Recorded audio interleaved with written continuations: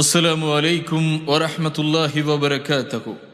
இரவு முழுவதும் நின்று வணங்கிய நன்மை உங்களுக்கு வேண்டுமென்றால் நீங்கள் இதை செய்து கொள்ளுங்கள். அல்லாஹ்வுடைய தூதர் ஸல்லல்லாஹு அலைஹி வஸல்லம் அவர்கள் ஒரு அற்புதமான ஒன்றை சொல்லுகின்றார்கள்.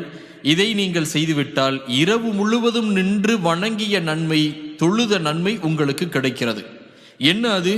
திருமதியிலே 205வது ஹதீஸாக உஸ்மான் பின் அஃபான் ரலியல்லாஹு அன்ஹு அவர்கள் அறிவிக்கின்றார்கள்.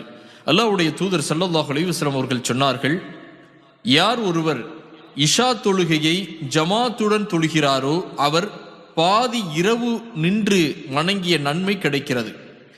யார் ஒருவர் இஷாவையும் ஃபஜ்ரையும் ஜமாத்துடன் தொழுகின்றாரோ அவர் இரவு முழுவதும் நின்று வழிபட்டவரை போன்றவர் ஆவார் என்று இங்கே ரசூல் ஸல்லல்லாஹு அலைஹி வஸல்லம் அவர்கள் சொல்லுகின்றார்கள்.